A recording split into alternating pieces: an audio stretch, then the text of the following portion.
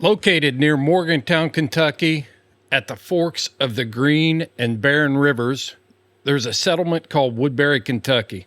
Woodbury, Kentucky is home to one of the greatest collection of modern artisans of colonial history.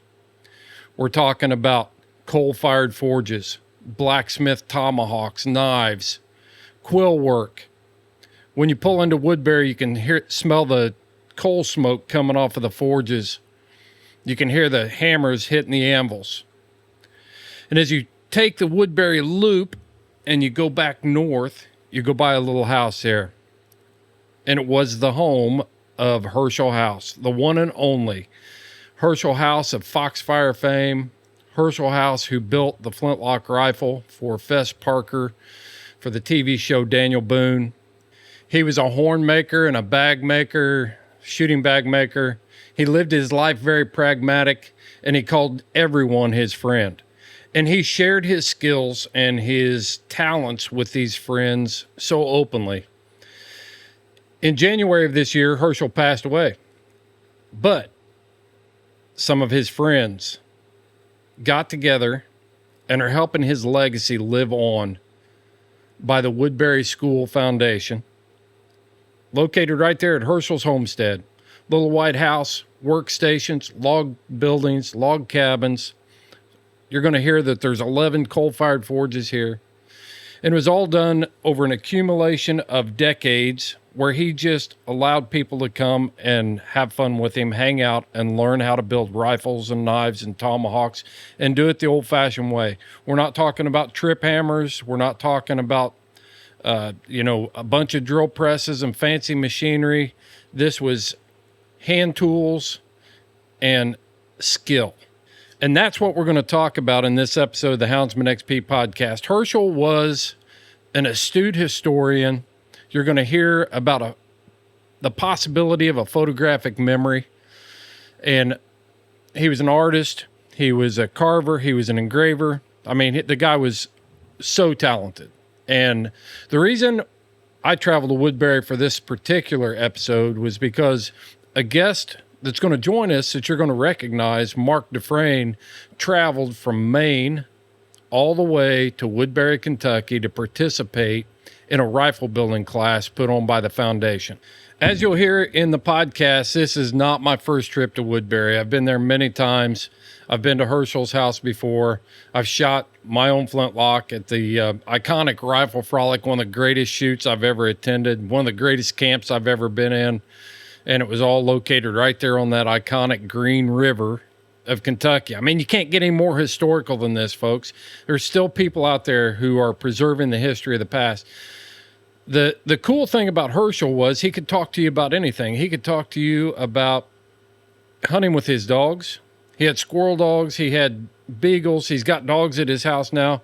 But when he went to the woods, his dogs went with him. And it was much different than the way we hunt our hounds today. It's going to be more of a historical aspect of it, of how he incorporated dogs into his everyday life and they were with him on the hunts and things like that. That's what you would have heard from Hershel. But he can talk to you about Daniel Boone history. He can talk to you about Simon Kenton. He could talk to you about all of these iconic figures. And a lot of people knew it, but he never got the fanfare outside of this really niche culture of flintlock rifle shooting and stuff like that. There's a lot to cover here, guys. We're going to talk about the House family influence on Hollywood movies starring Mel Gibson called The Patriot. I'm sure you've all heard of that. Just a super interesting thing. And I wanted to record this because sometimes we've got to break out of the norm. We got to get out of our echo chambers and we got to explore other things. Houndsmen are the most talented and unique individuals. We cover a lot of gamuts, everything from people that can do leather craft work and art and all kinds of things. And here's Mark Dufresne in Woodbury, Kentucky. So Mark's going to join us along with a couple of the board members from the foundation, lay out what's going on in Woodbury, Kentucky. And maybe you want to get involved. Maybe you want to learn more. Maybe you want to go beyond, just what Hollywood tells us flintlock rifles are. Maybe you want to build one and hunt bear with it. It's up to you. It's going to be in this podcast. Hey, and if you haven't heard, Ed Barnes and I have been going live on YouTube. We're moving Raw Dog to live shows on YouTube. Also simul stream. That's what it's called. Simul streams to Facebook. We're going to hook it up to our Instagram. We're going to all kinds of places with this. But you can tune in every Tuesday at 8 o'clock and listen to me and Ed ramble on. If you will subscribe to our YouTube channel, you will get notified every time we're going live. You'll never miss an episode. And in case you missed this, Shorty and I dropped our first live show last night called The Western Houndsmen. That's going to be a YouTube live show. We're also going to take all of the audio files out of these shows and we're going to drop them into podcast format so you can choose. Watch it on TV or listen to it on the radio while you're driving. Thanks for tuning into this episode of the Houndsman XP Podcast. I really appreciate you being here. Let's get the tailgate down. It's time to dump the box. All right, so it's a beautiful day here in Woodbury, Kentucky. And what brings me to Woodbury today? Well, Mark Dufresne is the reason I'm in Woodbury today. But I didn't drive near as far as you did, Mark. No, it was a long one, about 20 hours to get down here. Amazing. 20 hours to drive down here. And the thing that I really keyed off on, about a year ago, how long ago did you build your first flintlock?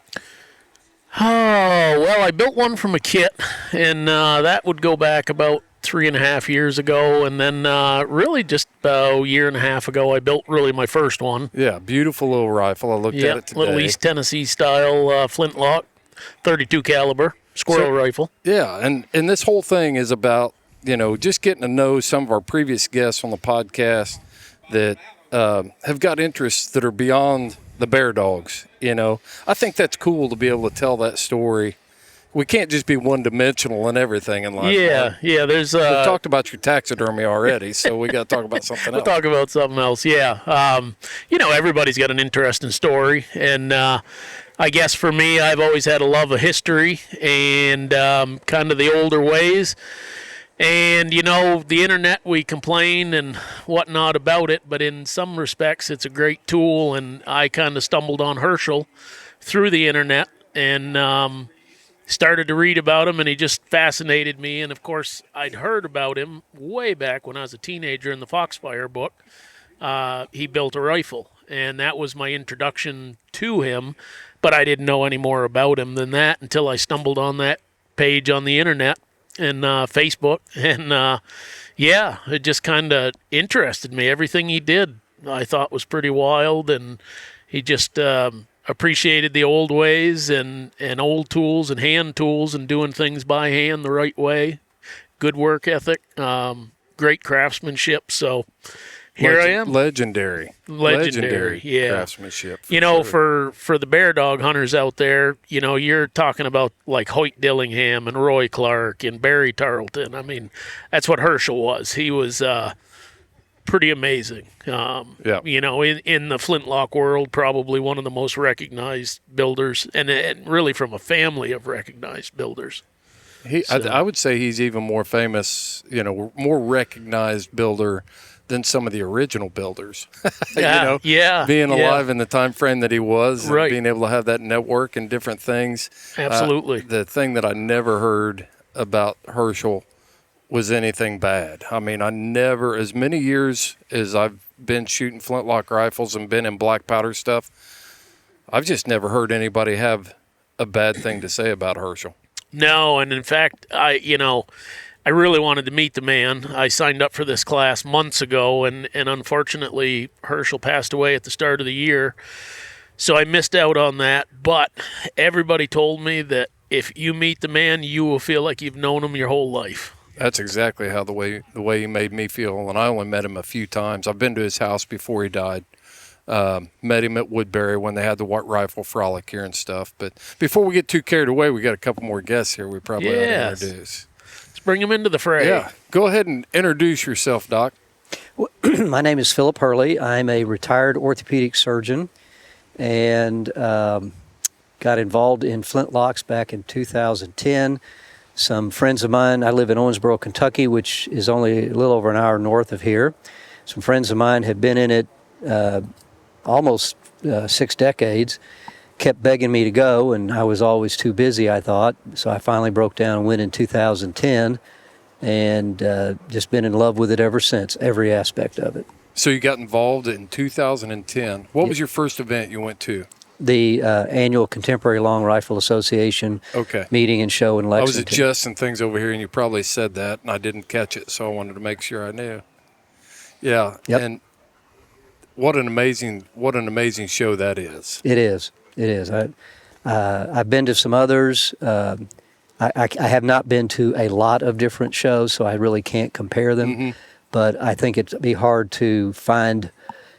I mean, you've got people that come from Alaska, from all 4 corners of the country. We've got people that come from Canada, builders, collectors. And it's not just the flintlock itself, both pistols and rifles, but it's all the other accoutrements that go with it, and not just the powder horns and the bags. It's everything. Tools, clothing, art, and I do mean art. Yeah, David Wright. David Wright has a booth there. Yes. We've used a lot of his photos for cover, with his permission, for covers for our podcast different times. Yep, and pen and ink, colors. Yep. So I mean, it's just it's a 2.5 day show. It's if you can't find it there, you probably don't need it type thing. Exactly. Rick? My name is Rick Brown, and I'm from here in Butler County. I retired from the VA a few years ago, and a friend of mine knew Hershel and knew that he needed some help with his VA claim. Hershel was a Marine and had lost a breast to the Camp Lejeune water. So I came out here one day, and I looked around. You're okay. I'm just going to give you a little bit of help there. All right, there you go. I came out here, and I just could not believe that I just walked back into history, and I started to get to know Hershel and just pretty much fell in love with him and did my best to be out here every day. And like you were saying, wasn't a collector of things. He was a collector of history. And he was so knowledgeable about all history, especially in this area along the Green River Valley, Woodbury, the Green River. I loved Daniel Boone. He could sit and talk for hours about Daniel Boone. But he was so humble that when I started looking him up on the internet, I said, Hershel, do you know that you have millions of people that love you, that you're all over the internet? And he just couldn't believe it. So we started in my Facebook group, and every person that posted to his group, he would comment on their post, whether it was a brand new beginner, that it was their first knife that they had made, or someone who'd been building for years, and he would just brag on them and make them feel so good and tell them to carry on and just keep going. And he loved having kids out here, and he loved having veterans out here. He just loved showing this place off, and it's a beautiful place, and we're going to do our best to save that. Yeah, let's set this scene up a little bit, because it's hard to capture without a video. Yeah, it's like you just walked back into colonial America and the hills of Kentucky around here.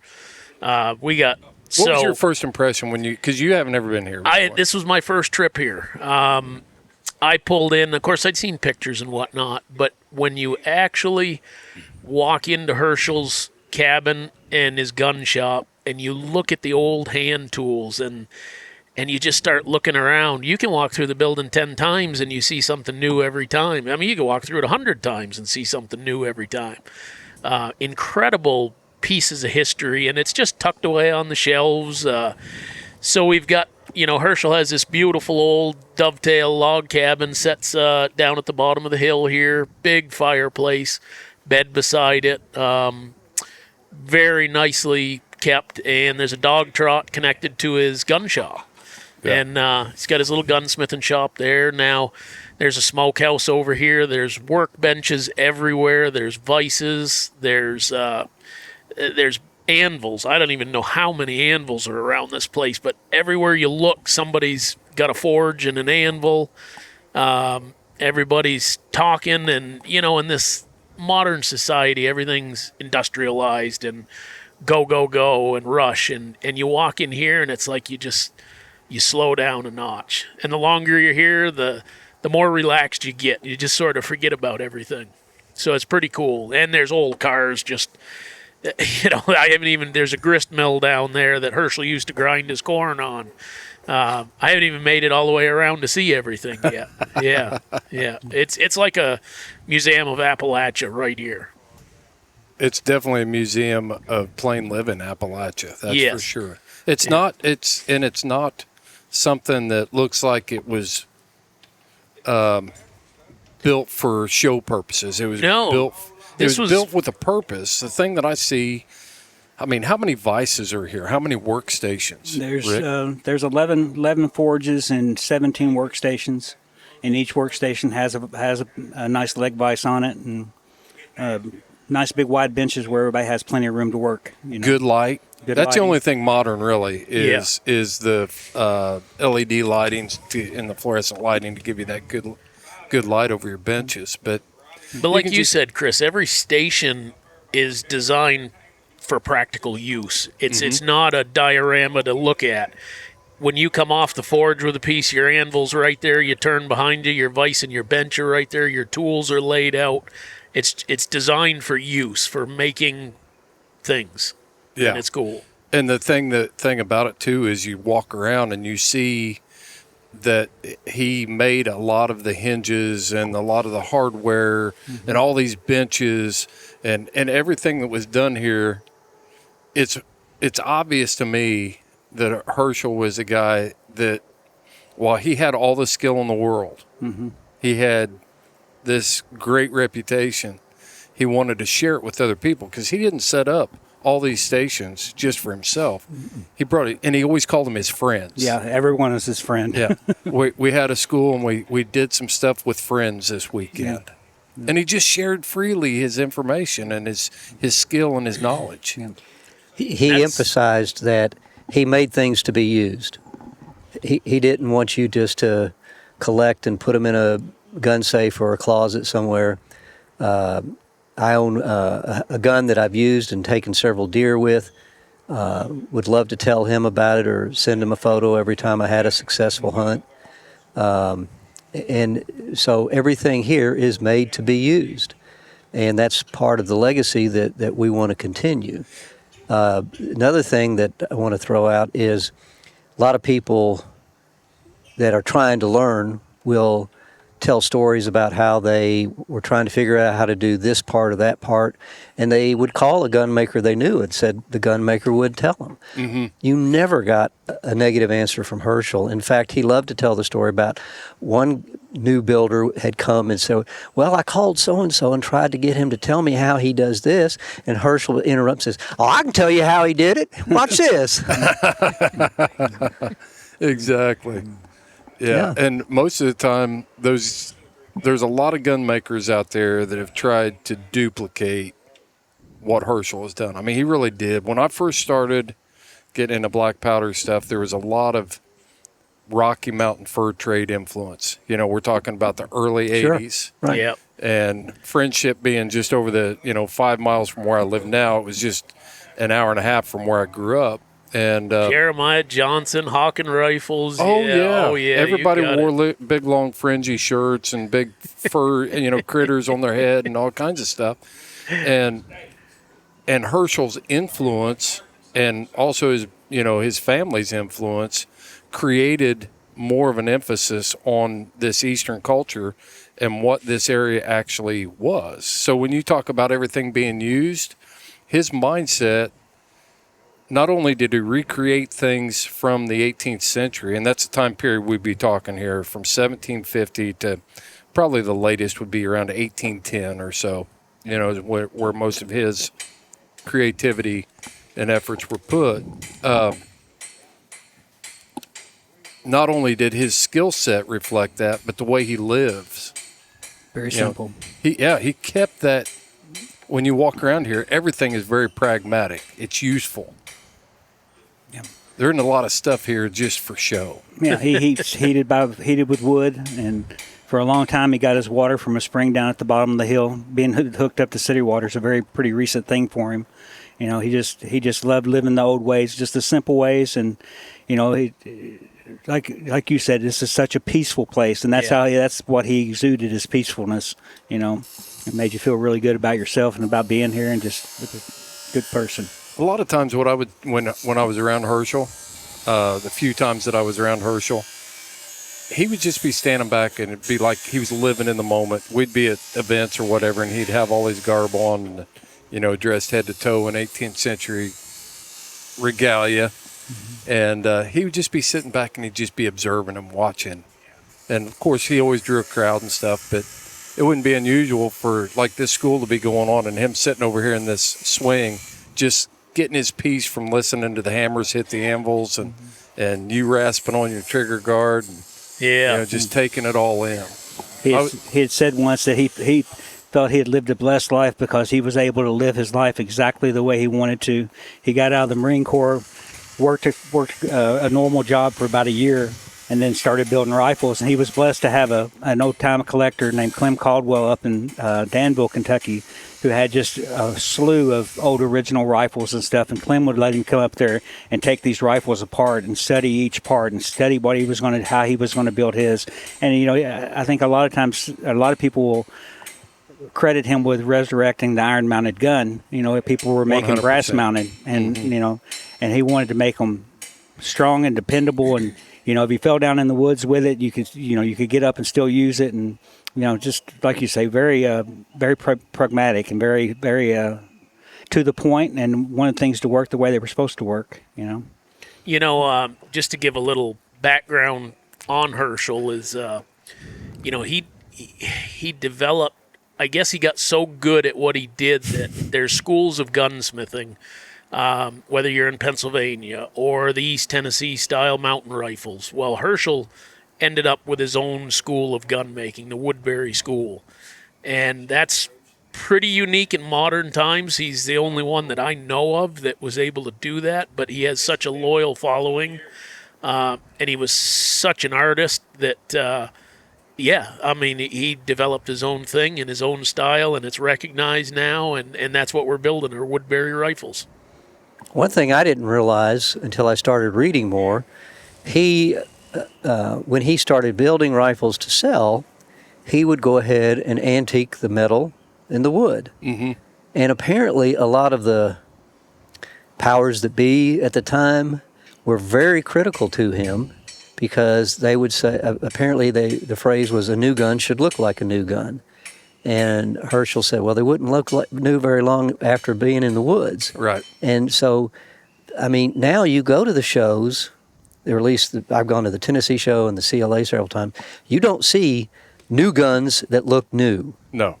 And in fact, some of the better craftsmen today take some of their greatest pride from the fact that they can make it look like an original rifle.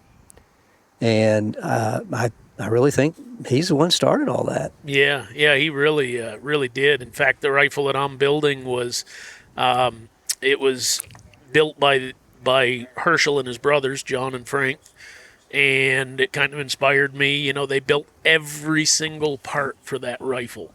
There was nothing, like, we're purchasing locks and we're purchasing a blank. These guys made every part. Talking about hand forging a barrel. Yeah. And lap welding that dude on the forge and the whole all 9 yards. old methods. And do you guys know what that rifle brought at the auction for the fundraiser? 169,000, I think. 150, 160 something. How much? Flintlock. 150 to 100. 169,000. I think Rick's right. Yeah. It's probably 169. Yeah. $169,000. Just to give you an idea of the influence Right. that he had on the trade. I mean, He sought after. He reset the whole thing because, like Yeah. you said, Mark, when I got into it in the 80s, it was Hawken rifles. It was all brass mounted. If it was a long rifle, it had, Pennsylvania influence, and it was the Kentucky long rifle that Fess Parker carried in the 60s TV shows. And when he first started creating them, people called them grunge guns. He was credited, and some of it was not always said complimentary, but that's a he's the father of the grunge movement in the black powder circles, and now everybody's trying to copy what he did and perfected. Yeah, when you first started, when you showed up at a rendezvous or an encampment or something, all the buckskin was bright yellow or orange and had long fringe on it. And Nice and neat and dry clean. oh yeah, and it pretty. looked like, and with Hershel's influence and the crowds that he ran with, you started seeing more of an Eastern influence. You started seeing more authenticity of walnut dyes and brain tan leather and quill work coming back. You know, nobody did quill work that I know of, or it wasn't popular until the 1990s when Lally really started getting with it and showcasing her stuff. Yeah, she does exceptional work. Which is Frank House's wife. Yeah. And this little town of Woodbury, I mean, I pulled in, I drove 20 hours and got here at about 5 a.m. And, of course, Hershel always loved his dogs. So Molly and Whitey, they come out barking. I didn't know who was here, didn't want to wake anybody up. So I went up to the town of Woodbury, and I blinked and I went through it. Yeah. Green River was flooded, so I just pulled up there, and I had myself breakfast sitting on the hood of the car. Beautiful little town, kind of nestled here in the foothills and hardwood ridges. I mean, it's gorgeous around here. That little town turned into major event center one weekend a year when the houses would put on the Woodbury Rifle Frolic, and it was a complete community involvement. You know, you had people that were cooking. I mean, it really was like a little town festival, and the encampment was unbelievable because after everybody left in the evenings, then you really did feel like you had stepped back into time. The canvas was up, the candle lanterns were out, you could hear music playing, and you know, guys standing around listening to music and telling stories, and the laughter and just all kinds of stuff. Besides the shooting was absolutely unbelievable. And that's what I think is so special about this place, is being a total stranger here, never coming here. Feel like I'm one of the family. I mean, music in the evenings, sitting around talking, you know, we're not sitting there trying to call out and see what the rest of the world's up to. I mean, we're just in the moment, just living life and enjoying it. Absolutely. Yeah. Yeah. Well, I think with all the things that Hershel has done, you know, when did he pass? He passed on January the 10th of this year. Yeah. So it's still pretty fresh. Real fresh. And you guys are trying to carry on the legacy. Yes, sir. Let's talk about how that got set up. You know, because I think Hershel he made a lasting impact because he had some foresight on this whole thing. Yeah, he once we started the Facebook group and he seen what a following that he had on Facebook. I mean, it went from 0 members to 40,000 members in less than 2 years, and he started seeing that, and he started realizing how much it was not just his love of this place, but other people's love of this place also. And he told me one time, he said, I'll die at 10 o'clock in the morning, funeral at 12 o'clock, and auction at 2 o'clock. And he just didn't want to see his stuff sold off and all that he's built. So we got our articles of incorporation in 2022, and put in for our nonprofit status, and ended up getting that in the end of October of 2023. And he willed the place to his foundation. And we've got a lot of work to do. We got roofs that need replaced, and the cabins need to be repaired. But we've got a good crew, a good group of board members that are working hard to keep things together. And I think people are starting to see that we're serious about it, and are starting to get behind us. You know, and it's a beautiful thing. And I know that he would be so proud of what we're doing. Have you had a chance to check out Cajun Lights and Cajun Outdoors?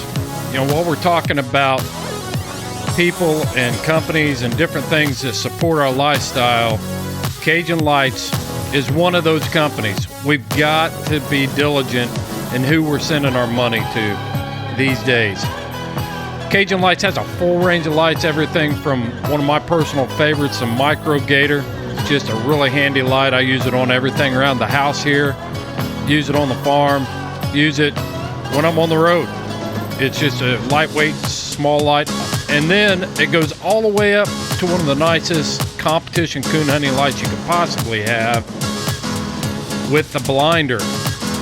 But above that, LW Nixon has all of the gear that you're going to need for your hounds, hound care. All of that can be found at Cajun Lights.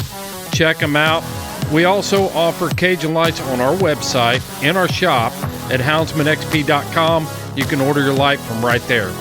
The Houndsman XP podcast only endorses products that we would use ourselves, and I do use Elite Nutrition supplements. Elite Nutrition offers supplements for your horses, your mules, your dogs, and even you. These all-natural products work with your dog's natural immune system and its normal, natural body function, not to treat symptoms, but to fix problems.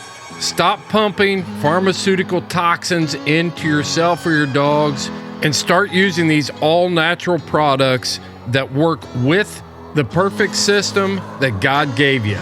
Go to tryelitenutrition.com and check out their products for wound care, prebiotic, probiotic, puppy stuff. It's all there. Parasite control. If you expect extreme performance, you need Elite Nutrition. And here's a news flash for you. Houndsman XP is a dealer of Elite Nutrition products. You can check out the whole lineup at houndsmanxp.com in our shop. And we are getting ready to add the full line of horse and mule supplements along with those outstanding dog products that we already carry. Yeah. So what is the main purpose of the Hershel House Woodbury School Foundation, Doc? In the simplest form, to preserve the legacy that Hershel created. And, we're going to do it, like Rick said, we're going to try and preserve everything as much as it is.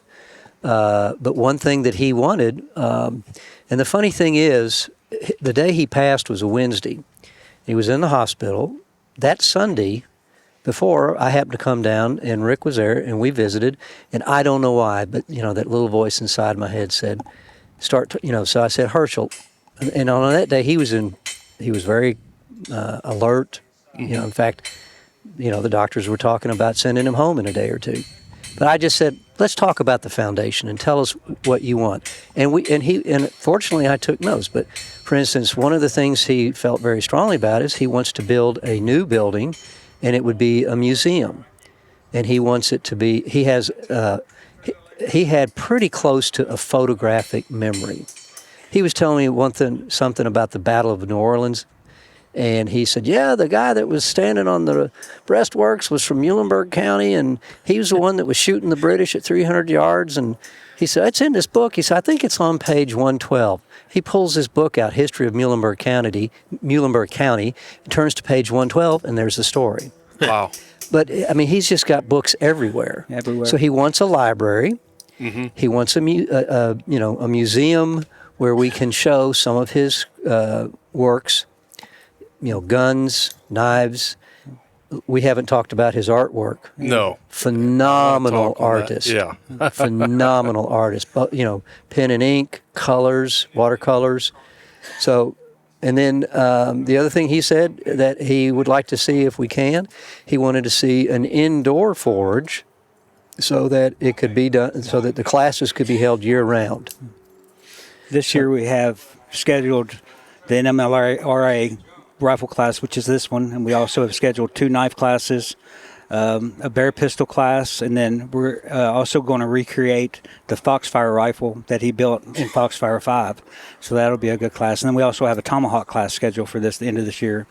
But our plans is to have a school where we could also have quill work going and broom making going and weaving going and bag making going at the same time that the forging classes are going on. So it can be a family event. Right. People can bring their wives and their kids, and just trying to grow on everything that he's already built. Mm-hmm. And he's gave us a very good base to begin with. Absolutely. Right. And something that's pretty interesting to realize is you don't have to have any background to come here. You can be a complete beginner, and the guys that are here helping are going to guide you in the right direction. You don't have to feel stupid. There's no stupid questions. We may laugh. We all laugh. But it's fantastic because you don't have to be skilled. You don't have to be a rifle builder. Just come and learn. Just show interest. That's all you got to do. Mm-hmm. And knife making, anything. And then the instructors we have here, we have some of the best, and they were all taught by Hershel, Ian Pratt, and then, of course, Brother John House. You don't get any better than him. He's very good. And then Daniel Casey, which has a pretty good following himself. Yeah. And they all have learned from Hershel, and they I think he considered them more like you said, more like family than just people, you know. And they're really in behind us. And there's a lot of other good instructors out there who really don't have a place to teach their arts. And Hershel wanted this to be able to be provided to them, where they would have the opportunity to come in and teach their first class and pass that on too. So, You know, to highlight what a teacher Hershel is. I've been here 8 days, never been here. I've seen dozens of people come and go. Everybody, this is like the hub where I grew up, the country store where everybody went, you know, and they had their coffee in the morning. This is it. People stop in, hey, what's going on? Right. And they just pull up a stump, pull up a chair, they sit down. But I can tell you, I haven't seen anybody here that couldn't make a knife. I can't make a knife yet, but I mean, there's kids that come in here that can make a knife. I mean, Hershel's taught them all. Yeah. You know, it's amazing. The whole community around here can make knives. And he started it. He brought that old knife style back too, because we all thought mountain men carried Bowie knives, you know, big Jim old Bridger. beefy looking things, and the Woodbury style of knife. He started making those where they looked like they'd been worked on an actual steel, you know. And the steel was right in them. They were antiqued. He used all kinds of stuff on deer horn antlers to age, give them that aged look, like they'd been carried.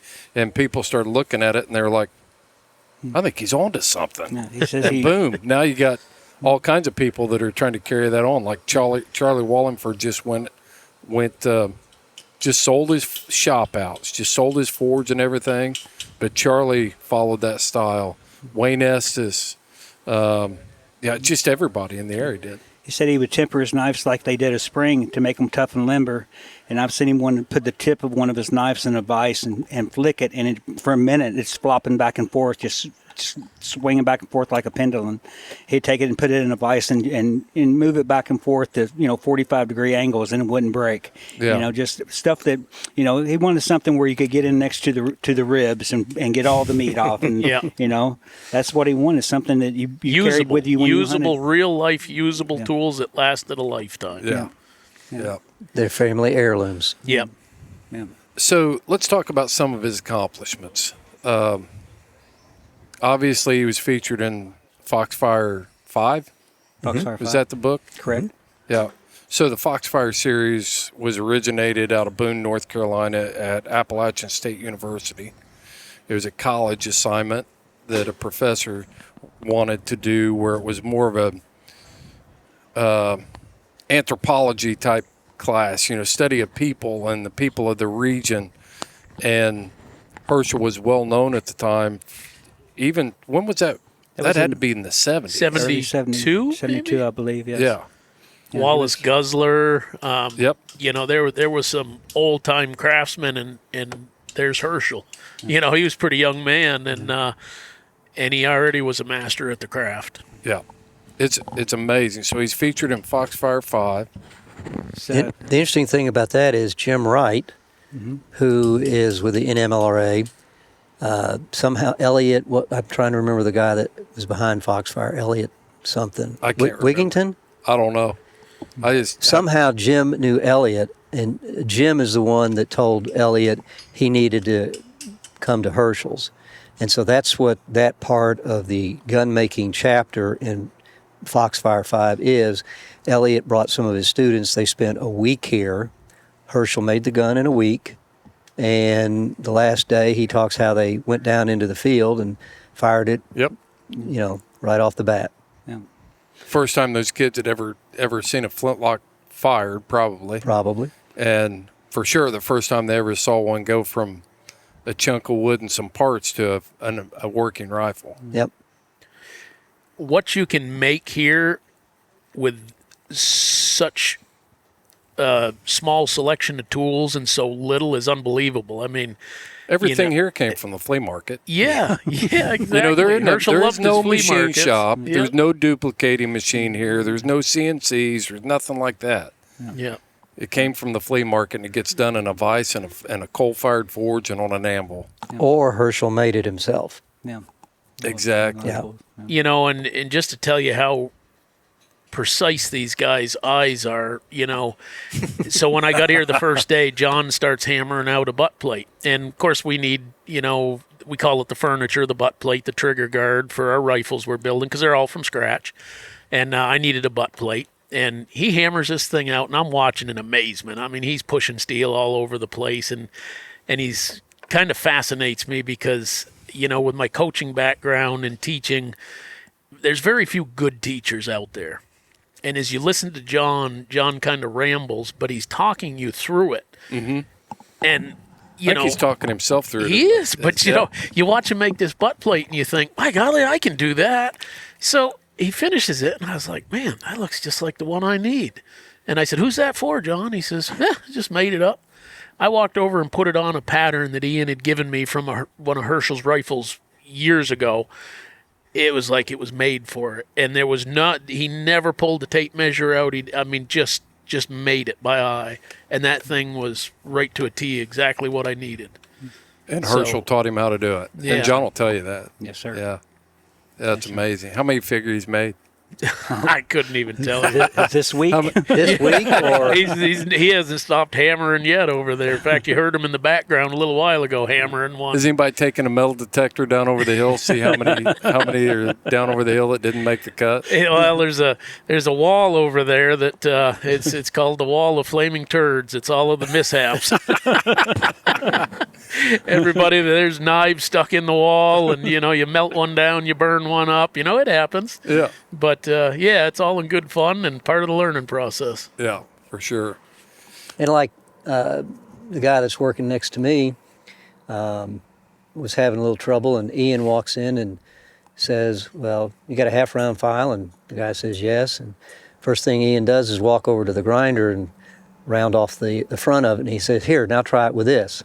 And, it was just like, right. The clouds parted and the sun came out, and, and I mean, you're not going to you can buy books and pamphlets and videos on how to make flintlocks, but you're not going to get those kind of pearls of wisdom. That's why I drove 20 hours to come here. And I'll be honest with you. So the NMLRA is the National Muzzleloading Rifle Association, for those that don't know.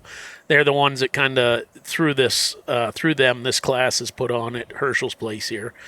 And I can't remember exactly what it was, $1,200 or something. It's the best money I ever spent in my life for 10 days. The food alone that you eat here, $1,000 wouldn't pay for the meals that we eat here. And it's a big... Rick's cooking, everybody. Hershel's daughter's here. The family's here. It's just a great environment to be around every day. A lot of fun. Yep. Doc, could you move your mic up in front of your face there a little bit? Thank you, sir. Sorry about that. There you go.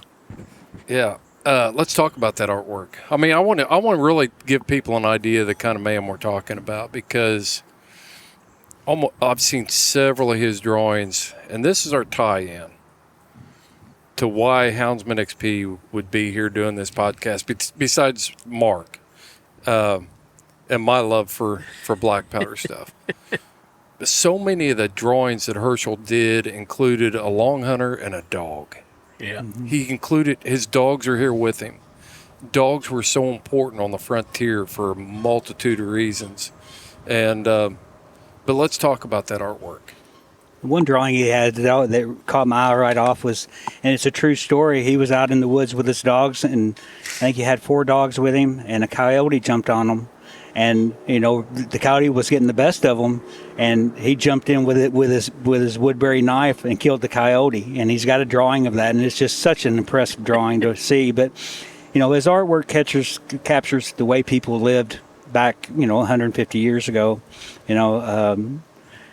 Anything from like you say, long hunting to, a father and a son out plowing a field with the son hanging off of the plow, and it's called New Plow Hand, and just, he really thought through his drawing so well and made it so look so easy. He would just sit and sketch, and you would look at it and say, oh my God, how long did this take you? And he'd say, just 20 minutes, Yeah. Or take watercolors and paint a rifle that I mean, it looks exactly like the rifle he was looking at. You know, all of his ledgers, whatever he made a little drawing of the rifle, or made a little drawing of the knife, and who it went to, and what they paid for it, and where he got the parts from, and you know, just he captured everything, not just in words, but in drawings. You know, he has at least 12 really nice pencil and pen drawings, and he has several watercolors. We actually have one watercolor that nobody's ever even seen it before, and he drew it when he was 15 years old. You know, just beautiful stuff. But we do have plans to re-release a lot of these drawings and get them back out into circulation. But he was exceptional, and he was an exceptional writer too. You know, he didn't communicate with people as when he wrote you a letter. He wrote you a letter. You know, and it was from the heart. Yeah. When you read those letters. Yeah. And I think that's a lot of people that he corresponded with. Those are some of their treasures. You know, they'll post a picture of a knife he made them, but they'll also post the picture of the letter he wrote to him when he sent it. You know, he's just a very exceptional person. He made a rifle for Fess Parker when Fess was doing the Daniel Boone show. And the guy, Darby Hinton played Boone's son. He now has the rifle, the knife, and the letter that Hershel sent with the gun in a display case, a little museum he has been out in California. And a good friend of mine in Owensboro named Joe Mills, Hershel built a rifle for him when he was a youngin', and Joe's got that picture, that letter framed. And you know, just anybody that got anything in writing from Hershel, I hope they saved it, because it was a treasure. I mean, I mean on a personal level, not something you want to try and sell on eBay or something like that. Right. But a lot of his artwork, I think, came from his grandfather. He was very close to his grandfather, Finney, talked about him all the time. And like I said, I think he had a photographic memory. And I think a lot of the scenes he drew were scenes in his memory from talking to his grandfather, because the detail is amazing. I mean, it's like he hopped in a time machine, went back and took a photograph, and came back and made drew a picture of it. Yeah. The drawings I've seen are just like you described. You know, it's like he transported himself back, and then he thought, well, I'm going to document this.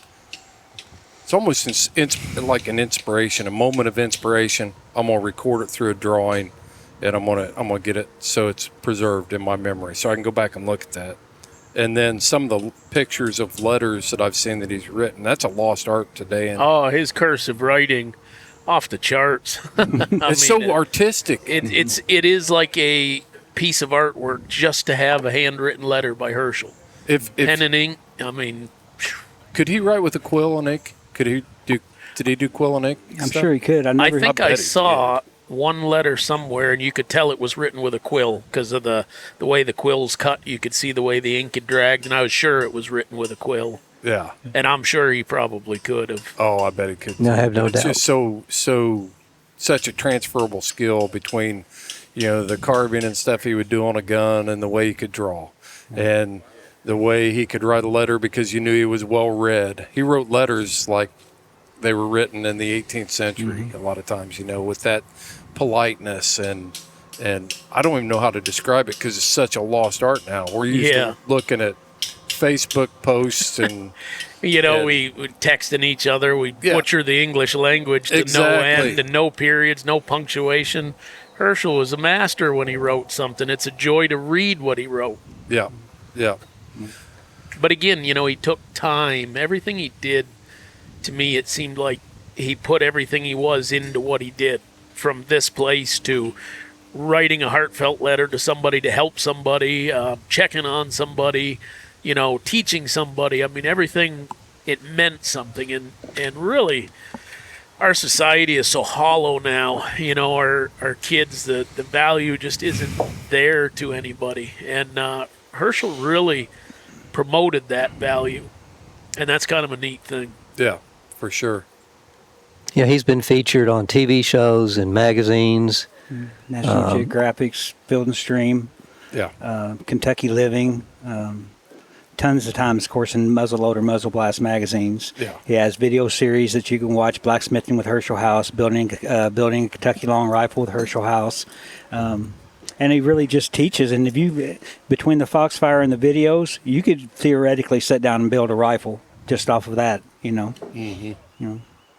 that was a hot topic back. That was a hot item back in the VHS days. Have you got any plans to resurrect those and put them on file, or you can order them on CD now, and that's Muzzleloader Magazine actually owns the rights to those, so they sell those through the American Pioneer video series. Can you still buy a CD player? DVD player? Not even at sure. Goodwill. It's getting to that point. I wonder if there's a way to put those over on digital file, some way that we could That would get be those great. preserved. Yeah. Amazing. Well, what does the future look like for the foundation? What do you guys hope to? Where do you hope to take this? Just talk. This is an opportunity. Talk about your needs and your vision and what you want to accomplish. Well, the existing buildings, of course, need a lot of repair work. He has the old corrugated metal roofs on, and you go inside. John said the other day, he says, "Okay, no more shooting pistols inside," because you look through the roof and you can see light everywhere you go. If it rains, people have to move their stuff while they're working and things like that. So getting some new roofs back on, repairing his cabin down here. It's got a little sink on one side, and of course, moving on. He has 16 Model A's, Model T Fords that, all of them would run when he parked them. They would run. Mm-hmm. So we want to get those all going again and get a garage for them to go in. He probably has 20 hit or miss engines. All of them from the turn of century. Early. He has one that was made by Hagen in Winchester, Kentucky. That they were shut down in World War I, so they only made very few motors. He's got number 41. Things like that are such rare antiquities to have that he really didn't have a place to store them, and he would cover them with tarps. And we have a plan to get a garage built to get all them in and get them all up running and put them back in the parades. And if anyone has interest in those things, they can come and learn from them. He probably has enough parts to put together another 20 cars. I mean, there's 60 sets of fenders over there in his garage. It's ridiculous the amount of stuff he has. We want to build a welcome center and a museum to get his library in and to get, some of his artwork up in. Of course, some of his rifles and his knives and some of the stuff that he really held dear. We want to turn this into a place where, when people are taking a road trip and they say, "Oh, Woodbury, Kentucky, Hershel's place is there. Let's swing by." We want to be able to have classes year round. We want to give new instructors and new artists a place, an outlet to be able to teach their classes and share that with people. Artists these days, this is going to sound like a strange thing to say, but artists these days, since they have gone to the 30-day pay system. Well, an artist, it may take someone 6 months to build a really nice gun, and the whole time their bills are piling up. Well, we want them to be able to come here and earn a good paycheck, to teach a class, and most of the money go to the artists, and the foundation just be able to provide that for them. We want to have a veterans program out here. We want to help disabled veterans. We want to help disadvantaged youth. The potential for this to grow is so great. This could be a wedding venue. I know there's a lot of people who would love to get married down in front of that big old fireplace, Yeah. There's just so much that we can do, and we have about 20 acres here. We want to build some cabins where the people who come to the classes can stay right here on site. We want to cook for them so they don't have to run to McDonald's and get a burger. Right. We want to make them feel like they're at home and make them fall in love with the place as much as we have. There's places to stay. Mark's staying in his hammock up there. I got a hammock strung between two white oaks up How's there. How's that going this week? I'm loving it, man. I'm telling you what. Rick here's picked up ice once for me. There's so much food around here. I haven't had to go to I haven't even thought of leaving this place. Don't really want to think about leaving this place. I sleep in my hammock. Got a little tarp overhead, little cook stove right there. I got everything I need. Make my coffee. Yeah. I mean, it's peace on earth right here. This reminds me of summer camp for adults. Yes, exactly. You're right. I mean, it just, when I was, in Boy Scouts and stuff like that, we used to go out in the woods somewhere and stay a few days and do some things. And I mean, I've got 12 or 11 new friends now, people that I didn't know before this started. Oklahoma, Maine, Connecticut, Virginia, West Virginia, Alabama. I can't think of the rest. Pennsylvania, Ohio. So it's I know my blood pressure is lower. I have no doubt of that. I haven't checked, but I know it's lower. It really does put you in almost under a spell. Yeah. I mean, you're so relaxed here. Yep. I haven't thought about anything back at home except for training season. We got bear dogs coming. Yeah, we got to get ready for that. That's been the only focus. We do have another bear hunter in camp here. He had to leave today, but so we've shared some bear hunting stories. But yeah, it's so relaxing here, and you work at your own pace. You can work late at night. You can work early in the morning. If you're an early bird, get up at 2 in the morning and start working. If you're night owl, stay up till 2 in the morning and work. It doesn't bother anybody. Right. Real laid back. Getting back to that summer camp for adults deal, when I would get all my gear out and get ready to go out to either an event or on a hunt or whatever, my wife was calling my play clothes. She's like, "Oh, you got your play clothes out." Summer camp for adults. It really it is. It's a good place. Can't argue. Yeah. I would like to loop back to the question you asked about the foundation. Yep. Rick, if you disagree, please say so. I mean, Herschel's, it was Herschel's idea. Mm-hmm. And, up until January, we were all following Herschel's lead. So now we've got a board. The board actually didn't seat until after Herschel had passed. Everybody on the board knew Herschel, knew him well. And was handpicked by Herschel. Yeah. And so we're doing our best. Yeah. But unfortunately, we're like all organizations. We don't get money. We're not going to be able to do anything that we want. So there's the Hershel House Facebook page, although that's had a little glitch, but that should be up right now with Facebook's wisdom. But we'll get it back up. Yeah. Firearms and Facebook. Yeah. But there is a website, Hershel House and the Woodbury School. The Woodbury. It's the website is woodbury/slatschool.com. Yeah. So say that again, Rick. Woodbury-school.com. Okay. Yeah. So, go there. You'll be able to stay abreast of what we're doing. We've got to raise money. We've had several makers. We've already had a rifle donated. Joe Mills, who is a very well-known bag maker, is making a bag.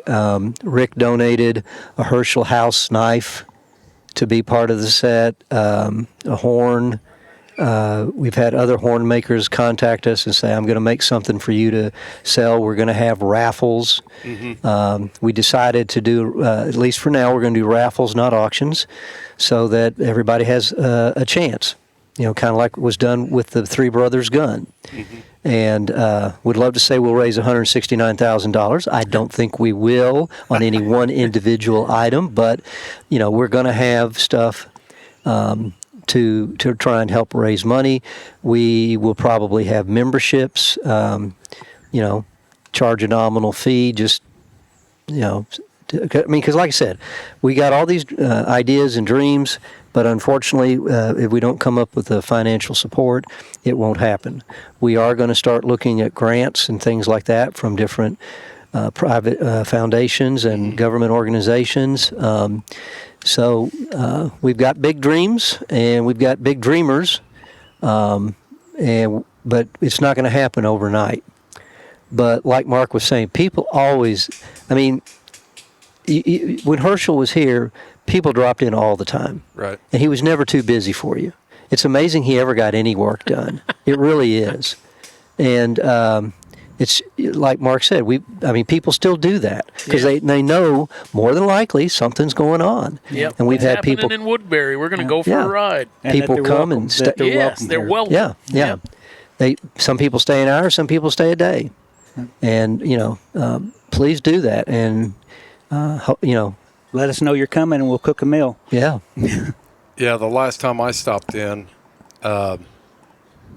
I didn't see his vehicle here, and I sent him a message, and I hadn't seen Hershel in probably 10 years, and he acted like he knew me, who I was. He probably did know who I was, because of the photographic I'll memory. bet he did. And he's like, "Oh, Chris, you should have just come on back to the shop. I was down there working in the shop." And I thought, yeah, I should have. I should have just walked back. Yeah. But I think this stuff is all real near and dear to me. It's something that I have always been interested in since I was a little kid, to the point that I tried to recreate the whole long hunter lifestyle in hunting and the gear you carry, which we call accoutrements, the tools you carry in your bag to service your rifle. I mean, it was down to a T, and a lot of that influence came from guys like Hershel, that inspired me to do that sort of stuff. What kind of Hollywood stuff did he get into besides because he's had influence in all kinds of stuff, but didn't he do some stuff? Well, he built, like Doc was saying, he built a rifle for Fess Parker, which was presented by then the governor of Kentucky, Louis B. Nunn, and he's had a lot of influence. His brother Frank has done rifles for the Patriot and Master and Commander and several other movies in Hollywood. I think Hershel just kind of liked to stay on his hilltop. He went out. He built a knife and a gun for Jay Leno and was able to go meet Jay and things like that. But he called this Hungry Hill, and he liked to be on his hilltop. So but Frank has definitely made a name for himself. Yeah, Frank's actually in the movie The Patriot and the Battle of Cowpens there when they're doing their final march. You can see Frank's long hair in the back there, when he's marching away. But yeah, I mean the whole family has been they've had their tentacles out and not real well known, and outside of small circles. Right. Frank is the one that came up with the line from The Patriot, aim small, miss small. I know, and it's been hijacked by a lot of people. I know. Yep. Yep. And he's still friends with Mel Gibson. Yeah. At one time, Mel came back here and hunted with him and did some different stuff here in Woodbury. So I knew, or at least that's what I think Frank told me that. Yeah. Well, we know where people can donate. Woodbury-school.com. Yep. That's where you can donate to the foundation. I really appreciate you guys sharing, helping me share this story and tell this story of the guy was just amazing. I can't say that enough. I overuse that term, but so much of our lifestyles with Houndsmen, and that's what we're all trying to get back to, Mark. We all want to be back 100 years ago, Or everyone. 200. Let's go 200. Yeah. Let's go 200. Hershel just helps me get there a little, in a modern world. Hershel's still helping me get back there. Yeah. Houndsmen are pragmatic. They work on their own trucks. They build their own gear. They do all this different stuff. And Hershel just took it to another level. Yeah. So, Mark, hope not to put you on the spot. You going to take a bear with that rifle when it's done? That's what I'm aiming to do, so to speak. What caliber? I figured so. 54 caliber. 54. It's already got a bear track stamp. When you hand forge items, you have a stamp, and lo and behold, my bear hunting buddy down there, he had a stamp with a bear track. It's now on the side plate of that rifle, along with Hershel's weeping hearts on each side. So, kind of special. Yeah, gonna kill a bear with it. That'll be great. Yes, sir. That'll be great. Well, thanks for tuning in. Thank you guys for taking time to do this. Thanks for having us. Yes, sir. Thank you. Mark's working like a madman over here on this bench. And as far as I can see, Mark, it looks like you're doing really well. Pretty close. Yeah. I'm going to shoot it, I think. I got to put a touch hole in her, and I think she'll be ready to shoot when I walk out of here Friday. That's great. Yeah. That's great. Doc, thanks for your time. Very Appreciate welcome. it. Very welcome. My pleasure. Rick, thanks for taking time. Thanks for having us. You bet. Yep. All right. Well, this is it for the Houndsman XP Podcast. Thanks for tuning into this episode. And this one is Beyond the Bear Dogs. We're talking about, I'm glad we got to showcase some interest. We've all got, like Mark said, we've all got a story. We've all do other things. We've all heard the stories of our houndsmen. can't do that enough, but it's nice to be able to talk about other things occasionally. Yeah. Sir. Amen.